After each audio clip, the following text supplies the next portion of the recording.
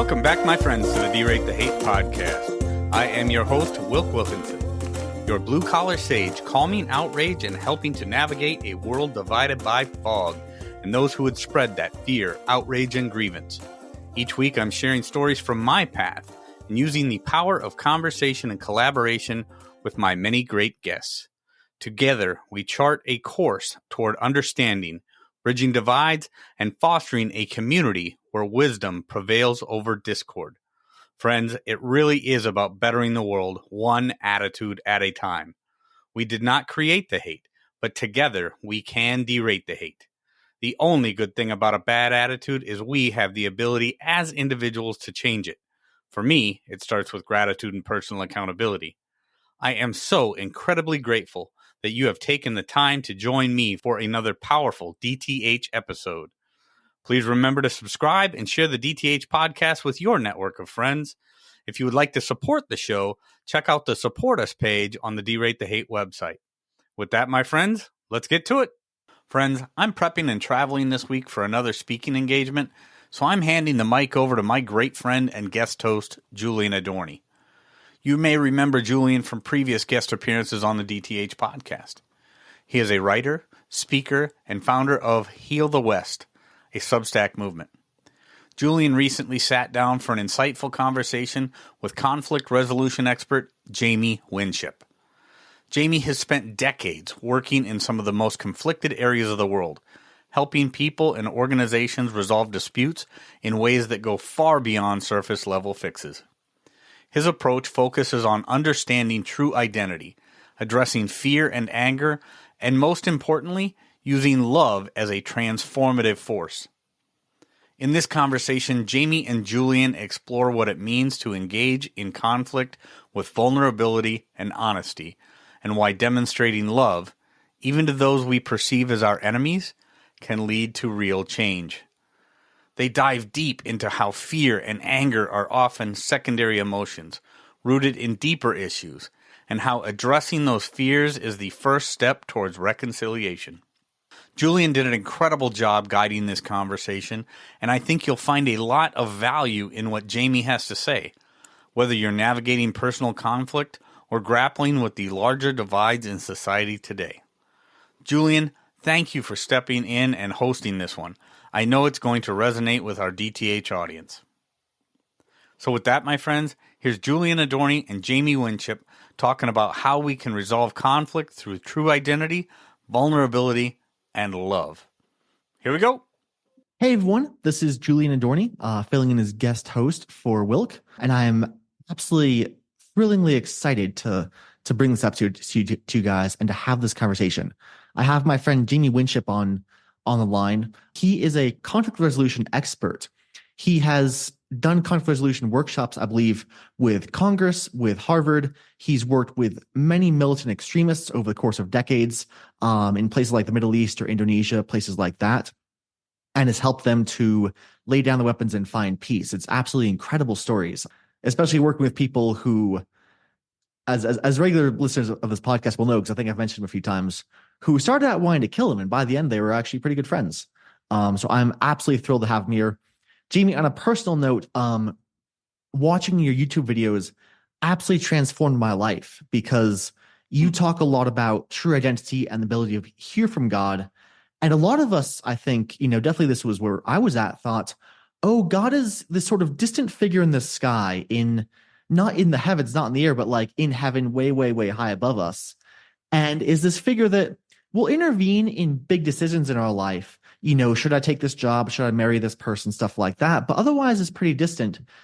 And your videos taught me to completely flip the script because you talked about hearing from God 24/7. It's like, does God know how to teach you to be a police officer? Yes. Does God know how to help you, help someone navigate customs? It's like, yes. And so you can ask God all these questions. And once I learned that, it just completely transformed my career and the trajectory of my life as I started just asking God everything from like, hey, how many loaves of bread should I buy today at the store to, what should I do this morning? When should I wake up? What article do you want me to write? What do you want me to say in conversation with my wife? Stuff like that. And so I'm excited to get into the nitty gritty of the conflict resolution, but just on a personal level, I want to just thank you for absolutely transforming my life. And to encourage listeners, if you haven't checked out Jamie's YouTube videos, I highly recommend it, especially if you're a Christian, especially if you already have a connection to God and want to just take it to the absolute next level.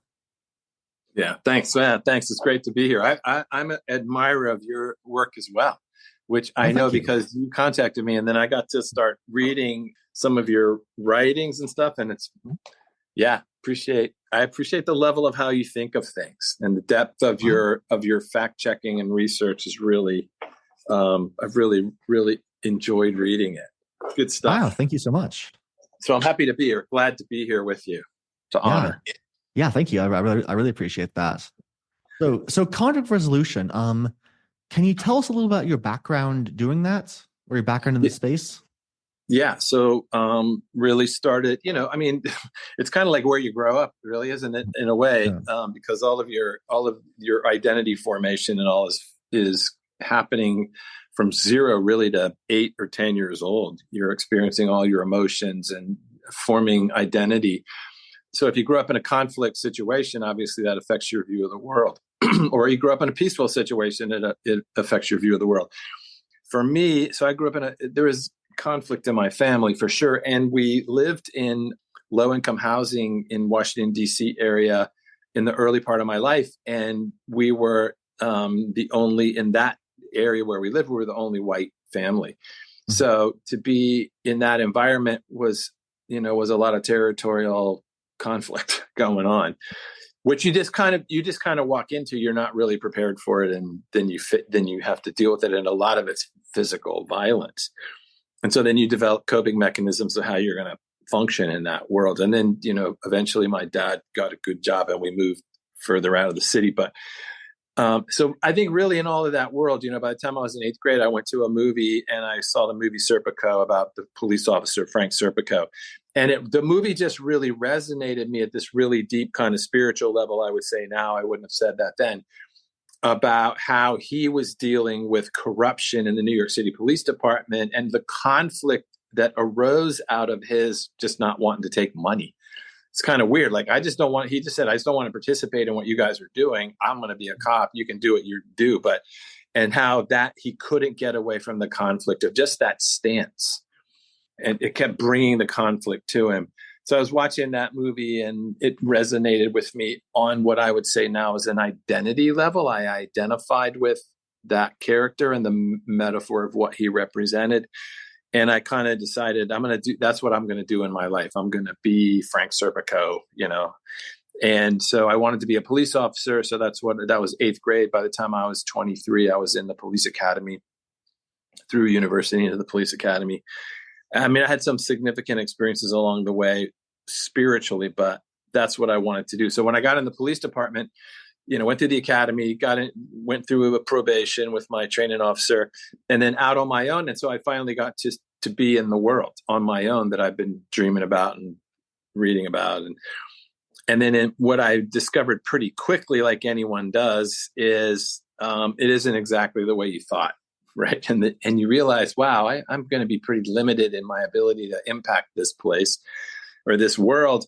And the training that I received in the police academy was basically training for being in conflict. That's what it was. And it didn't tell you how to end a conflict necessarily, but it told you how to survive a conflict. Mm-hmm. And so it was kind of power on power sort of training. And so when you get out on the street and you start working all the stuff, you realize the training's appropriate in some situations. But when you get into a situation where the training either isn't appropriate or not even there's not even you don't even know how to do what you're supposed to do. Then my question was, what are other ways of knowing what to do?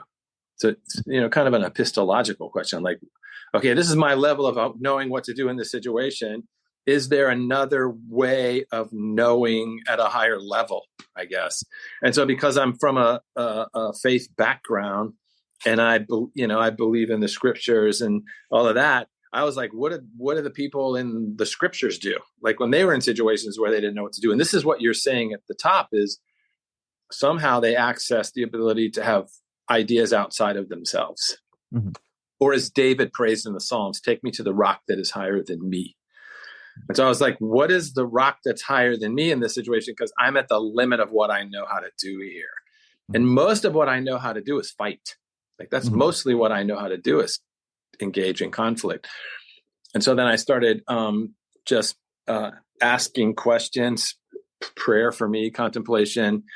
And I would start having these ideas, about, well, this is an option. And so whatever you attribute those ideas to, or whoever, they were not coming from me. Like I know the scope of my knowledge, and this was beyond me, but they made sense. So it was like going from the intuitive mind into the rational mind, right? So I'm up in the intuitive, outside what is known, having this kind of ideas come up with a focused question, and then bringing it down to the rational, and then getting it to work inside the police vocation. And I just started practicing in that, and like, wow, how good are these ideas? And like everything, it was a process. And they started pretty simple, and then they got more risky and complex. And I learned to trust. It's funny that the old detectives, when I was starting to do this, called it trusting your gut. They all believed in trust your gut. And the best cops are the ones with the best instincts. Well, I would have just said that's my prayer life and God, but they didn't question that ability to do something like that. And so I just started working on that in domestic disputes and in different cases I worked. Is there another way to think about this? Is there another creative way to think about what we're dealing with that cops haven't done for the last 50 years? And I started trying these things. And what happened was they moved more towards peace and reconciliation than conflict and arrest. And so that's the reputation I developed. But the interesting thing is I got promoted for it because it works. It didn't, like the question is, are you trying to arrest people or get rid of evil? Like what are you trying to do? And so if you go after evil, you have to operate on a different level than just that guy's a bad guy. So that's what I started working on. 5 years in, I was officer of the year, made detective. And then in my 5th year, got interviewed by the State Department about what I was doing in the police department, and could I do it in another country? Could I articulate the process I was using to a rational person? And then if I could I do it in another cultural context? And that's how we ended up overseas for the next 27 years. That makes sense. Yeah, that's incredible. It's an incredible story. And one thing I really love about that, and I'm reminded of this every time you speak, because it's so different how a lot of my Christian friends speak. I'm obviously very Christian. I think you are too, but Yes. You work with a lot of folks outside of that, and you become sort of like my Obi-Wan, like my inspiration in this, because you'll talk about like ideas out there. You'll talk about the scriptures. You'll talk about. I mean, I've heard you in one interview say you can pray to God or pray to the universe. Like just ask whatever it is you believe in. And it's such a fascinating way of talking, and that's how I've tried to write my own, because I'm very focused on writing path agnostic spiritual growth, whatever I can do to help you find God, however you define that. And there are cases where, just speaking for Christianity, because I don't know other religions well enough to I certainly don't like pointing out flaws of groups I'm not a part of. But as Christians, we can focus a lot on the walls between us and other faiths. It's like, oh no, we believe Jesus is the one way. We believe that, any other way is flawed, whatever. And I understand people who believe that, and I certainly, not trying to get into theological questions, but it can be a divisive way of looking at the world. It's like, no, I'm right and you're wrong. I'm drawing a circle, and it's a small circle, and you're outside of it. And one thing I really admire about you, and one of the things that I think is that you've influenced me on, is like, no, it's a very big circle. Actually, it's as long as you're seeking God, as long as you're seeking something outside of yourself, and call it the universe, call it infinite intelligence. As long as you're seeking that, we're in the same tribe, and that's absolutely incredible. Yeah. And I learned that from the Bible. I didn't learn that from outside the Bible. I learned it from the Bible, which sounds funny because I'm raised very traditional Christian. I love the Bible. I love the Word.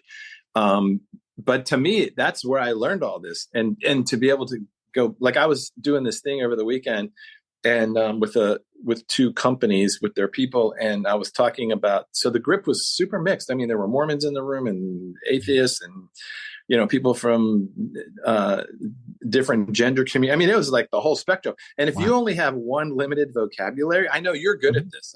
Some of the things I've read of you lately, you're really trying to hit the whole room. It's like when Jesus goes in, he doesn't split the room into subsections. We do it all the time because we're trying to control. But Jesus is able to speak to the whole room. And so Samaritans and Gentiles and Romans and Pharisees, they're all listening to him. And some from every group are going, wow, that kind of makes a lot of sense. It's not like, wow, he's not from our group. So then we have to adjust our language to do that. But one guy came up to me and he said to me, I'm going to have zero faith background. I mean, it's clear I'm from a faith background when I talk. I mean, it's my mother tongue. So I might learn other languages, but I still have the accent of a evangelical for sure. And so he said, I have no faith background. I don't relate to any of that stuff, but I want to understand my identity.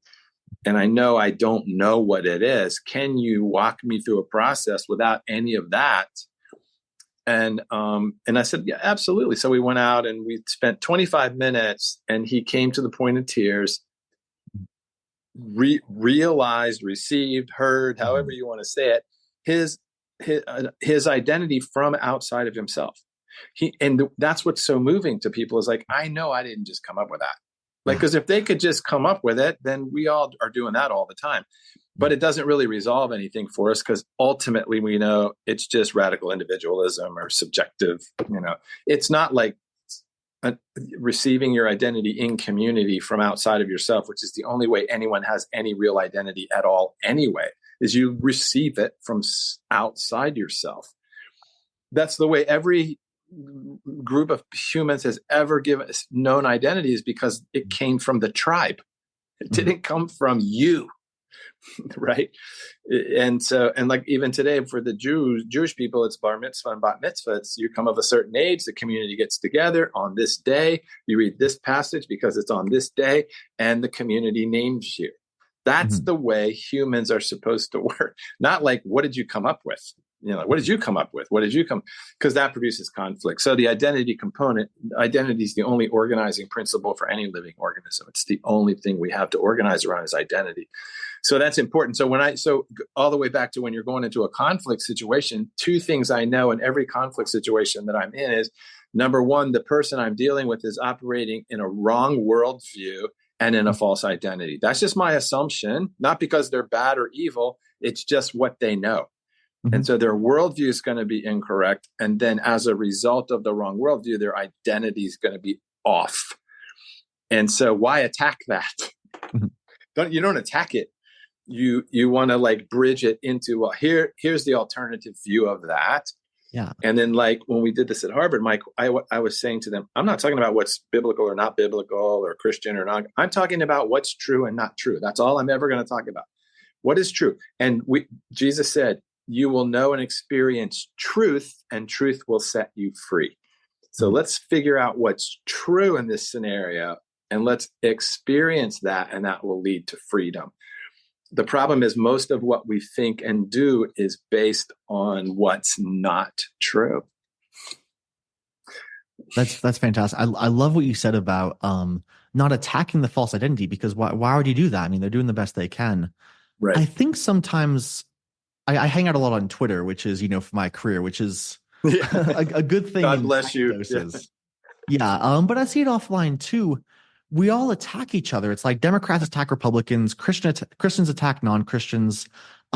People who are more conservative attack people who say they're gender fluid or non-binary or stuff like that. And we've sort of lost this idea of, you're my fellow human, you're hurting, you disagree with me, that's cool, but how do I help you into a more true worldview, assuming that I'm right and you're wrong, which is its own set of assumptions, right? But how do I help you, and how do I help you into a more true worldview, whether that's my worldview or a different worldview? How do I help you become your highest and best self? And instead we just kind of assume like, oh, they're stuck in their false worldview, nothing can get them out, I can't get them out. So, okay, if I Right. can't get them out, what's all that's left to do? Well, kick them while they're down, throw salt in their wounds, and try to do everything I can to, break their teeth and hobble them and just prevent them from Yeah. having any kind of power over my life. Right. Exactly. Yeah. And early on, when we were just getting into, it was one thing in the police department. Then when you moved into another culture, then you're like, wow, you have all these other obstacles in a way, because now it's foreign and you're not that ethnic group and you're not that faith tradition that you're working in. So you have, it's a lot more distance, it seems, between the two. But so our first attempts in there to do counter a radical movement was, we called it attack and extract, which is the old theory.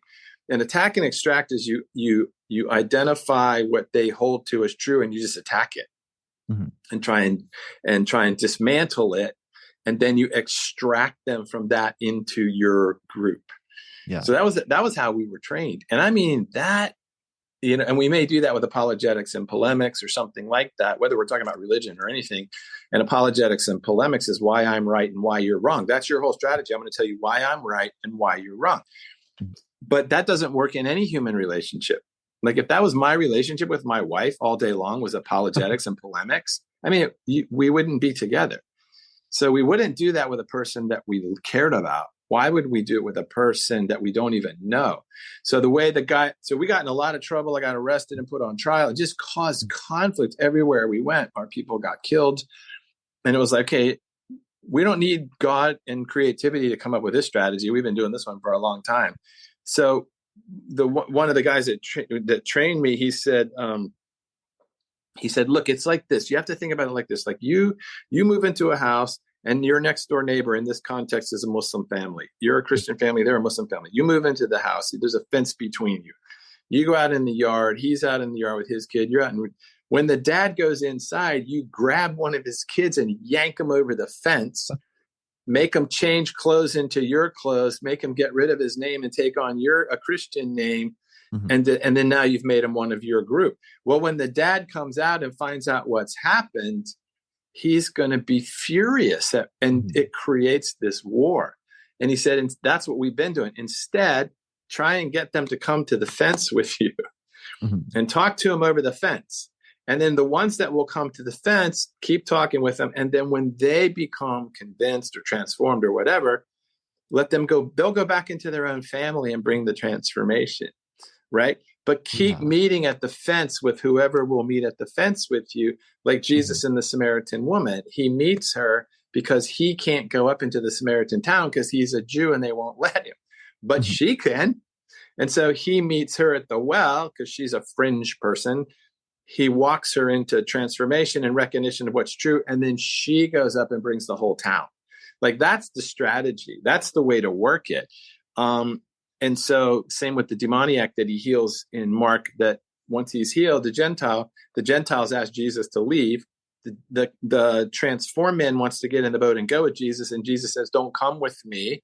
Stay among your own people and tell them the great things God's done and the mercy he's shown you, because we're getting a boat full of Jews going back to the Jewish side, but we got kicked out of the Gentile side, but you're here. Mm-hmm. So go back into your people and bring transformation. And when Jesus goes back through the region, there's 4,000 people waiting to hear him. So that's like a model that we started looking at and like, wow, this makes way more sense than what we're doing.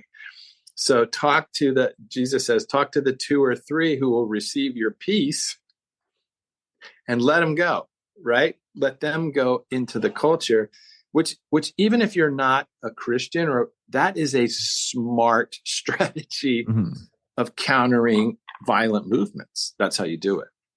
That absolutely makes sense. I love that story. And I love the idea of ambassador, right? Like, you reach someone, you help them see your worldview, and then they go out and they become the ambassador to that inside their own tribe. That's right. I think one thing we do a lot in politics, and again, I see this a lot on Twitter, which is just it's sort of conflict embodied. It's sort of chaos embodied. It's a bad place for us all to hang out, but I do see it a lot there. Yeah. And someone will start, let's say they're conservative, let's say they're liberal, and they start to slowly change their minds to be more conservative, right? And they start to slowly say, okay, I think you guys are right about, we need a a safe border or whatever. And I'm not taking conservatives, like this goes bi-directionally. Right. And then a lot of conservatives will hop on and start attacking them. A lot of liberals will hop on of like, how are you now a heretic? You're now a deviant. And that's terrible. Right. But a lot of conservatives will hop on and start attacking them of like, why aren't you more conservative? Why aren't you agree with us on X, Y, Z yet? And it's an insane thing because basically we're just shooting our future ambassadors. And it's like, how is this going to help anybody grow? That's right. Yeah. I think so. This is, I think, where you get into the root of the issue. So whenever, so just like two ideas. One is the two negative emotions that all humans are dealing with kind of across the board. Everywhere I've ever worked in the world, with whatever group I've ever worked with here in the US or abroad, we're always looking at what are the main negative emotions you're dealing with on a regular basis, because the negative emotions are pointing to the real issue. Not the emotions aren't the real issue. It's what the emotions are pointing to or triggered by. And so the two negative emotions you deal with most often are anger and fear. Anger and fear.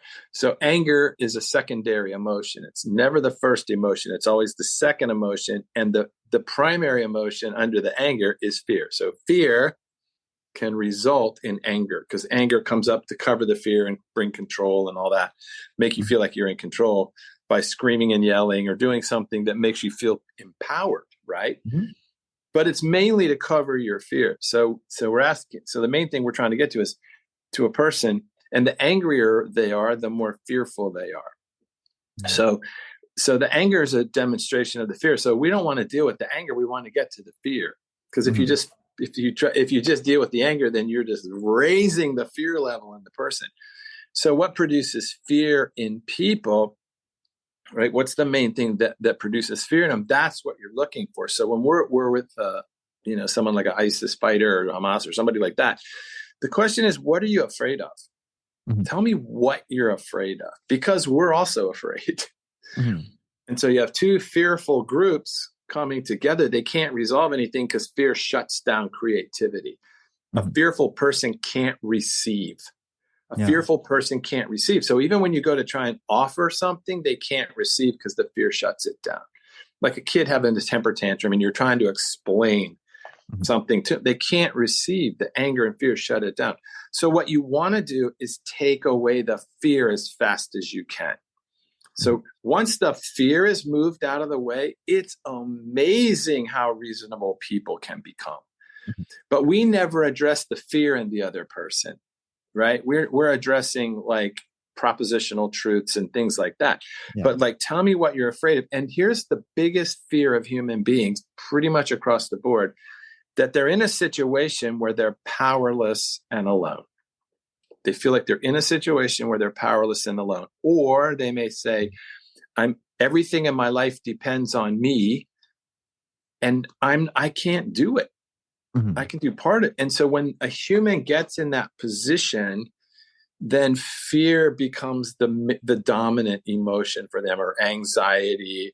And then comes this kind of anger. And the way you see it is then they start living, because the conflict is internal. Internal conflict produces external conflict. And so the only reason we have external conflict in the world is because people are living with internal conflict, right? People can't give away what they don't have. So you can have a peace process with the best peace negotiators in the world, but if you pull them out one by one, they're all dealing with their own internal conflict about whatever. So then they're going to come into a room and deal with international issues and bring peace. That's why it never works. It never works. So, but if you go into a room, and this is what we work on, take away the fear in the room first, then start addressing, okay, as people who aren't afraid, as people who don't think we're powerless and alone, let's talk about creatively at the highest level of our prefrontal cortex, what can we do to find a solution to this issue? Because humans can solve any issue. We can, but we won't if we're afraid. Oh, I love that. That's absolutely fantastic. And yeah, I love that idea of we can solve any issue. We have that creativity. We have that, you and I would call it connection to God, but we have that ability to hear from these incredible ideas outside. But in my own experience, I can't really hear from that if I'm scared. That's right. Or if I feel that threatened by this person. So here, one other thing about that. So the anger emotion, the anger emotion. So humans, the only time a human is ever angry, that emotion comes up, is always because they've experienced a real or perceived injustice. Mm-hmm. No human is angry unless they've experienced a real or perceived, it could not even be real, but they think it's real, injustice. So when a person's angry and the injustice produces in them a kind of fear, because typically the injustice, even in a little kid in kindergarten, is something was stolen from me. Something was taken from me. And it can be an object, it can be land, but it can be your innocence. It can be your childhood. It can be your dignity. It can be your self-esteem. Any of those things, when they're stolen from you by another, it's an actual injustice that creates fear and then anger at the injustice, right? And so again, it's not 10 million variables in a problem. It's like, I do this all the time with people, like, especially when they're upset about something. Tell me what you're mad about. Okay, what's the injustice that you've experienced? Name the injustice. Okay, and in that injustice, what was stolen from you? What was taken from you? Now you're down on the actual issue of the actual human. Mm-hmm. And it could be a whole group feels that way, but it's still the individuals feel it, right, as a group, and they'll form a group. And then the question is, what was stolen from you, even if they took your land or your car or your house? Deeper, what was stolen? My sense of security. Yes. Mm-hmm. Okay, nobody can give that back to you. Nobody can we can give your car back. We can give it. When we worked with sex crimes victims, as a police officer, what's been stolen from that victim is their innocence, their purity, their safety, their sense of control. We can lock the guy up. You can watch us execute him. It's not coming back from him. Mm-hmm. Right? That's why it doesn't resolve anything, that the actual punishment of the perpetrator doesn't give back security or worth or value. So the very first thing for a good police officer, when you come on a scene like that, the very first thing you say to the victim is, this is not your fault. Mm-hmm. This is not your fault. This doesn't even really involve you. This is this person's poison being poured out in you, but it's not because of you. They can't take anything from you. They didn't take it. So you start trying to battle that lie right away, because the person will say, well, I shouldn't have been out at night. Well, I shouldn't have walked down here. Well, I shouldn't have worn this. I shouldn't. Yeah. Like, they start doing that, and they're now accepting the lie that they did something wrong, that it's their fault. So you're just trying to take away, what's the injustice? Okay, what was stolen in the injustice? Okay, we're going to start a process for that to be restored back to you here, internally. I lost my security. I lost my future. I lost my sense of freedom. Like, okay, that can't be given back to you by killing people or imprisoning people or conquering people, but it can be given back to you right now and this is, there's no other way for me to say this, by God. God can give it back to you right now.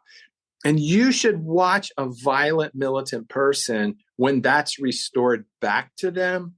Mm-hmm. Then suddenly, and it's a process, the fear moves, the anger drops, because the injustice has been resolved. Now we can talk about, okay, creatively, what are we going to do now? Mm-hmm. That's how we work it, like that. And so the only thing that takes away fear in a human is love. It's the only thing that can take away fear in a human is love. So if love, this is what the Apostle Paul says in Corinthians, that I can speak with the tongues of angels and the tongues of men, and I can have all knowledge, and I can even sacrifice myself to the flames. I can be the smartest diplomat. I can have the best apologetics and polemics. I can even sacrifice my life to the cause. If it's done apart from love, it has no value, because none of that will take away another person's fear. Mm-hmm. And it doesn't restore. The only thing that can take away a person's fear is to know that they, in fact, are loved and seen. That's what gives them security and value and worth. And in that place, even if I'm in a refugee camp, even if I'm in a town that's completely violent, mm-hmm. I can become different, and I can find a way out. And we've been doing this for years, and opportunity opens up, not because there wasn't opportunity before. It's because the false identity, the anger, the fear can't see opportunity. It can only see vengeance.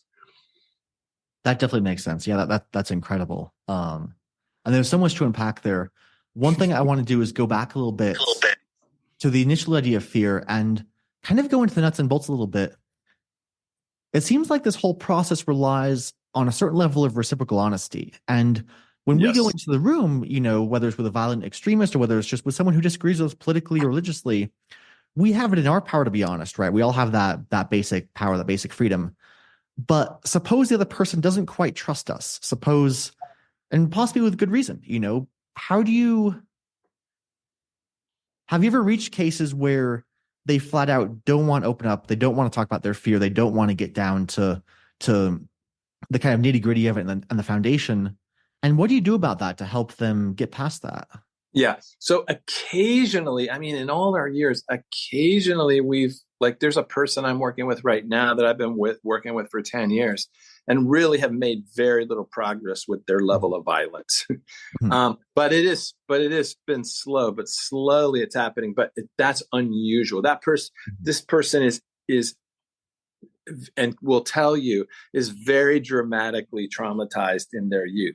So a lot of terrorists and those type of people are coming from a pretty traumatic childhood, and yet you can't dismiss that when you're dealing with them as an adult. Like, oh, this guy's just a total dirtbag, but they weren't originally. So that you have to keep that in mind. But I'm telling you, so most humans actually don't know how to tell the truth. That's their biggest struggle.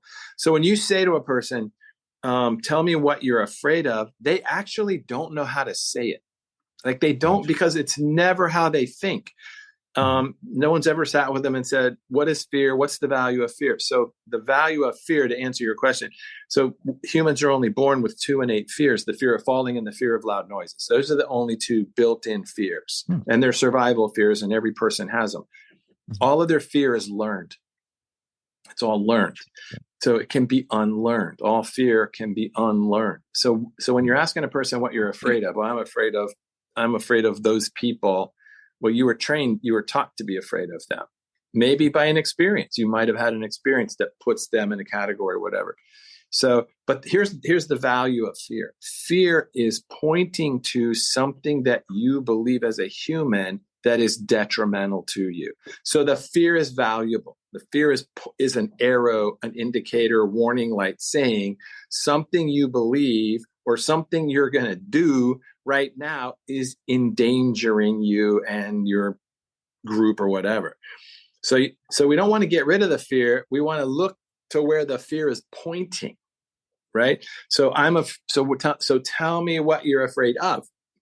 So when a person doesn't want to talk to me, it's the fear level that I'm scaring them, right? My presence is producing, like when a police officer comes to your door, you've created fear in a lot of people of what? They don't even know me, but they're not afraid of me. They're afraid of what I represent to something in their life, whatever that is. So what you want to get to is when a person's resistant to me, it's just this because remember, I'm moving in love, my concern for them. Try and tell me what you're most afraid of. And so in groups that are, like politically opposed and there's a firestorm going on in the room, it's really interesting to slow it down and just say, hey, let's just say, what's the main thing you're fearful of in your life right now?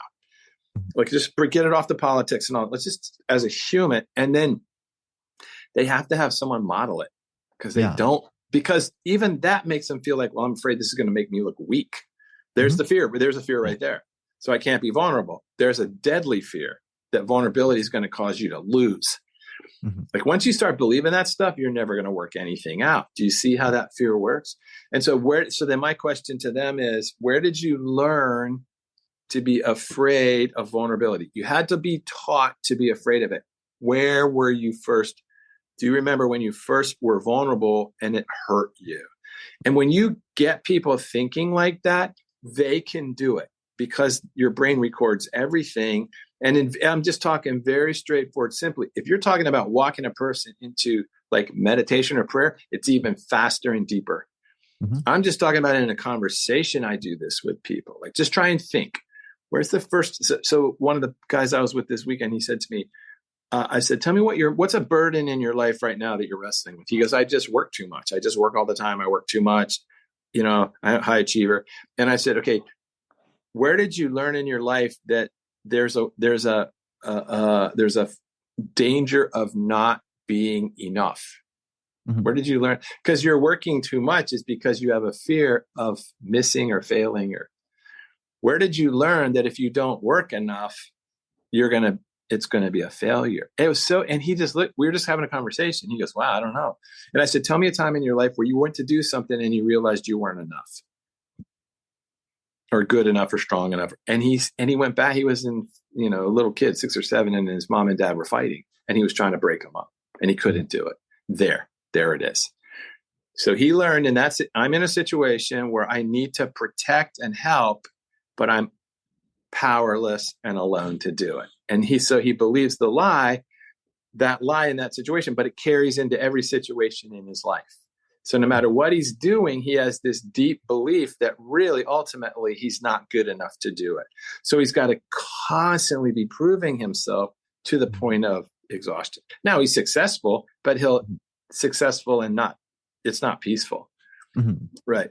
And so what we did was, I didn't say you got to rest more or take time off. I said, let's get rid of the you're not enough lie.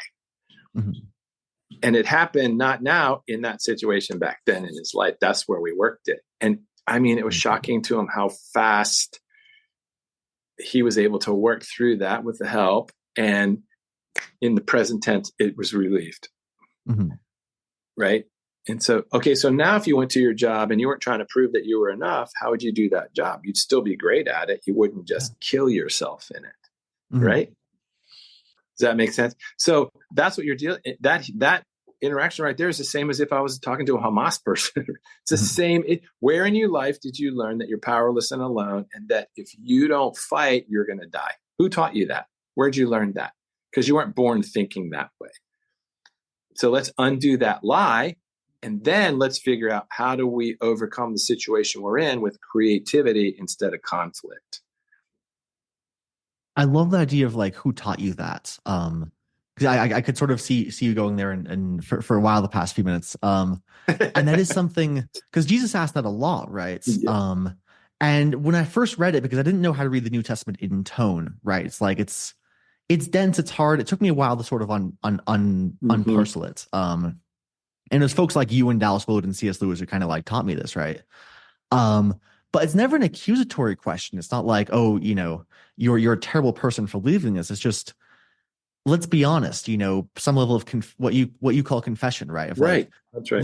Let's articulate, dig into your own mind and figure out who told you this. And so when I do that, I'll often confess to God of like, hey, I feel like I'm worthless or whatever.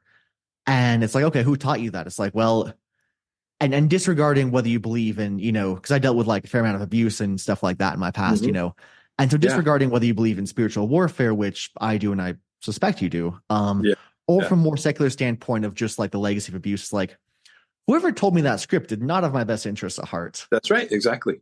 And they were dishonest. They're a liar. And so once you realize that, it's like, oh, I don't have to believe that. Like, screw that. Right. That's exactly. And that's in that confession allows you to repent, which in scripture means to change the way you think about yourself, the world you're in. Right. And then which leads to a form change. So unless you truth tell, there's no mind change. And unless there's no mind change, there's no form change. And we're just trying to get people to change the form of what they do because we've argued them into it or forced them into it. But it doesn't work. You've got to walk people into what's true. Where did you learn that? Is that true? What is the truth? And the truth allows them to change their viewpoint and then change the form of what they're doing. And the one who says these, like my mom, my mom's great, sweet Baptist woman, love Jesus and all that. But she used to tell me if I didn't like going to Bible studies, I was a disappointment to God and to her. So I was in second grade. Like when you tell I was in second grade, I didn't want to sit in a Bible study. I wanted to be outside. But I was taught anytime I didn't want to be in a Bible study, God was disappointed in me and my mom was disappointed. So I started to develop a view of God that God is mostly disappointed, right? In the way that I think, because I am in identity, I'm a disappointment. And so my mom said that in the most Christian, beautiful to encourage me. And it was hugely damaging, right? hugely damaging. And so unless you have a place, like you just said, to go and say, wait a second, who told me that I'm a disappointment to God? Mm-hmm. And then have the capacity to say, God, what do you say about me? Mm-hmm. That's transformative to people, to Mm-hmm. hear God's view of them because God is not an accuser of men. In the scriptures, there's only one accuser of men, and that's Satan, the lie. God doesn't accuse you of things. Mm-hmm. He questions you and he challenges you, but it's his kindness that does it, right? It's his kindness that leads us to repentance, a new way of thinking. So when you think, wow, God's an accusatory God, and Christians are modeling accusation as a weapon, shame and accusation, then you start associating that view with the actual God, and it pushes people away. Yeah.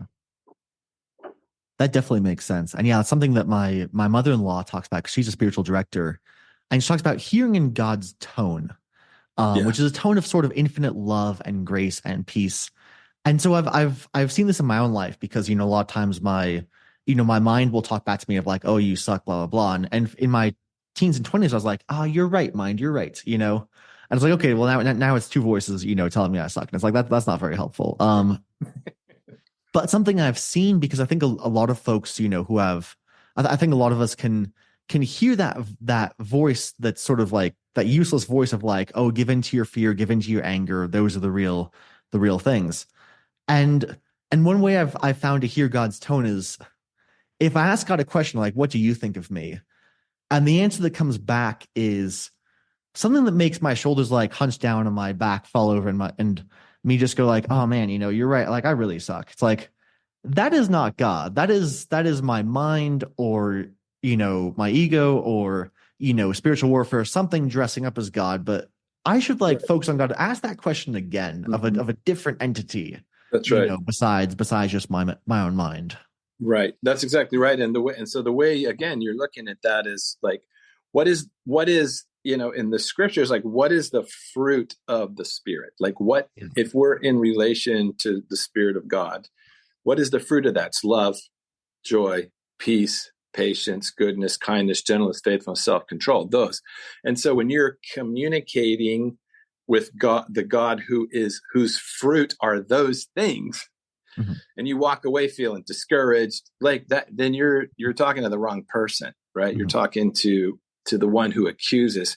God never uses shame. God never uses guilt as a weapon on humans, right? And so, but you learn that, you're taught that, whether intentionally or unintentionally, you start coming away with that viewpoint. So, like, if I'm with a person, and I say, ask God what he thinks of you in relation to himself. People are afraid to ask that question. They're afraid of the question. See, so they can't get into the truth of it because they're afraid of it, because their fear is that they already know what God's going to say, that he's disappointed, that they're dropping the ball. So they won't then go and experience the truth of God, which would set them free. So they're locked in a wrong view of God. Mm-hmm. And so then when you go to try and present God to a person, that's the God they push back on like that. So it's like, well, so we have to get sort of to the ontology of God. What's the truth of God's being? What is God's essence? And we know from the scripture that God is love, God is consuming fire, and God is spirit. Like, that's it. And God's love is a consuming fire, because what God consumes in the scriptures is everything that's false. Mm-hmm. That's what not people, what's false. And so it's a purifying fire like that. And so it's fascinating to watch people step into the fire, the wrath of God in the right sense. And it's like, wow, it's the most liberating thing that I've ever had happen to me, because it just burned away every lie I believe about myself or other people or the world that I'm in.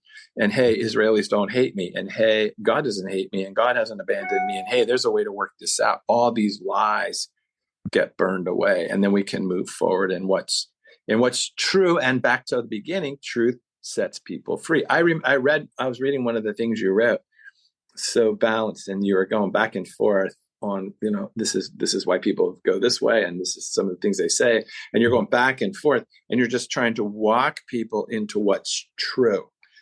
And the whole goal is because we know that truth liberates. It doesn't make people look at me and go, oh yeah, you're right.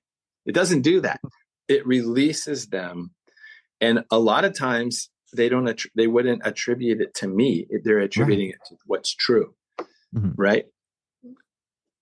And I think you're doing that in the stuff that I've read that you've written. Thank you. I really appreciate that. And yeah, there is a sense of,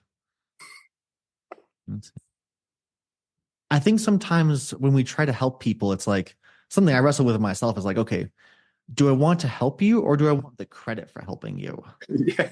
And those are, if you interrogate down, it's like, those are really different answers. Yes, that's right. And I wish we had a lot more truth on that question. Yeah. Am I interested in the cause of Christ or my career for Christ? Yeah. And a lot of us are in the career business. We're building a career, a platform, all of that. And it's not as powerful as you're just interested in the cause of Christ. Yeah. His liberating power. Yeah. So one question I wanted to ask as we kind of wrap up here, because we've got about 5-10 minutes left. I think a lot of one of the recurring themes of this conversation I've heard is the transformative power of love. And I think that's absolutely true.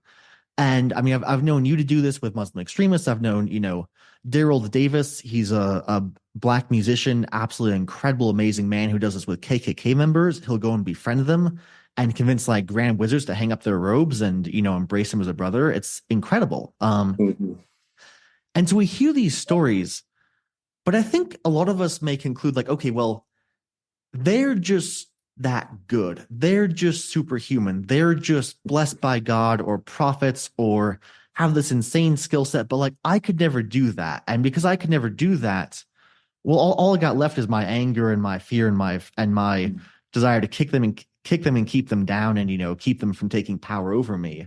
Because I couldn't do the things that Daryl Davis or Jamie Winship or folks like that do.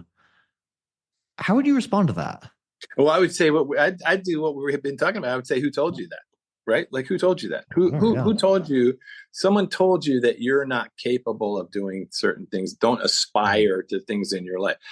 Anyone that would say that to me, I would say like, well, who told you you're not able to go be with one enemy and, reach out to them? Like that's all lie-based thinking. But anyone can do it. And here's why anyone can do it is because there's the principle, again, the human principle is what's true in humans is humans love what loved them first. That's what they love. They love what loved them first. And that is so much the response of humans that they'll even love someone who loves them that hurts them.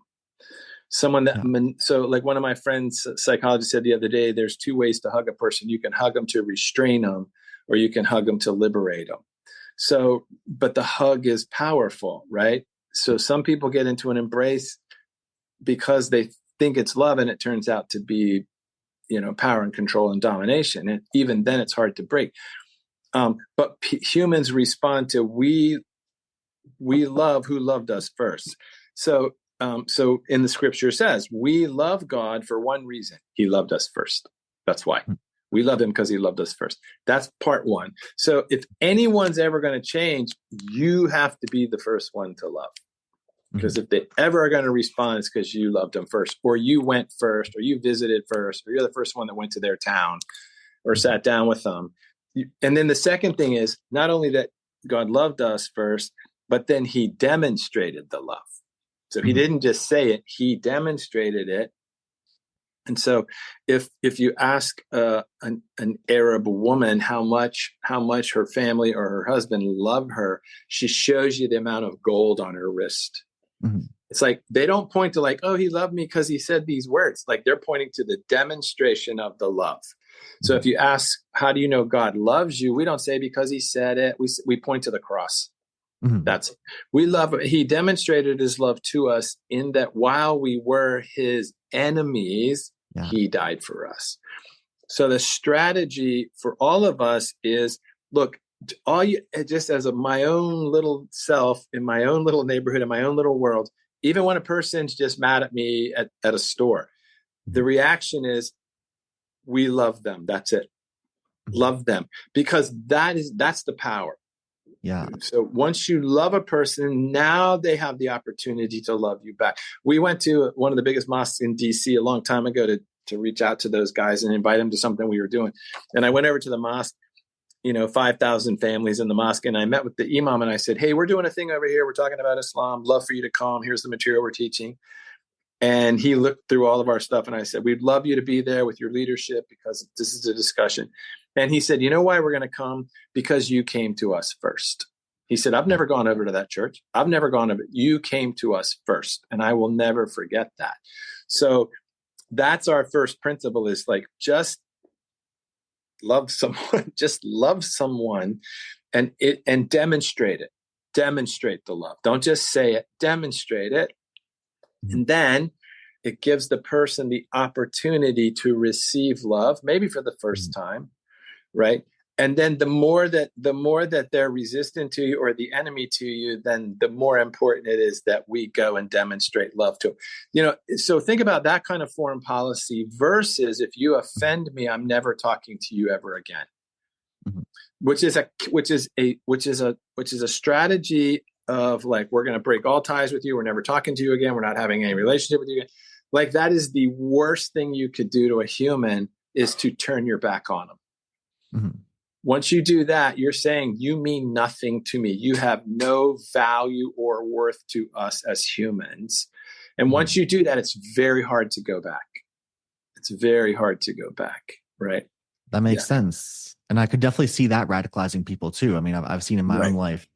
I have to counteract this in myself, but there's a meme of like, a guy pushes a person stands in the center of between two groups, and one guy from group A pushes the person, and then the person from someone from group B helps them up, and the person who was in the center is now group B is like, thanks.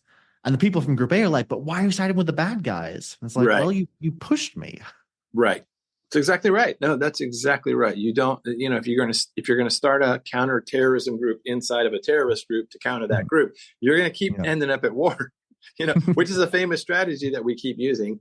You can't keep backburning those fires. You gotta, at some point, you got to go in there and demonstrate love, which is funny because it's when, if you're working with special forces or any of those people, and you're like, look, if you guys want to win this thing, then we have to go in there with love. It sounds so ridiculous to people, but then my next question is, well, how are we doing so far using the other methods? How are we doing? Not only did we not win, we're not winning. We're coming home and killing ourselves in our own houses at 24 a day. That is not a win. We're not winning. So let's try something. Let's try something different that does win. And some Taliban guys asked me a long time ago, like, is your goal to beat us or to win us? Because you're not going to ever beat us, but you could win us. And so I think that's, especially as believers, we have to say, is our goal to beat the world or win the world? Mm-hmm. And so if we're going to win them, then we're going to have to love them. That makes sense. And I think that's a perfect place to end this. Thank you so much again, James. Yeah, my pleasure. Cool. Yeah, thanks for having me. You are not the most active on social media or into self-promotion or stuff like that. But if people do like what they hear and want to find out more about you, want to find some of your lectures, is there a place they can go?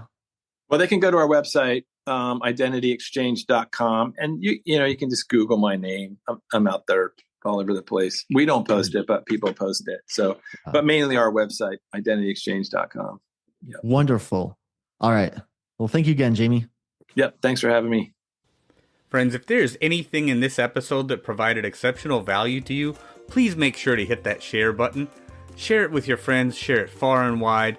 And of course, if you haven't done so already, be sure to subscribe right from our website so you can get the Derate the Hate podcast sent to your email inbox every week.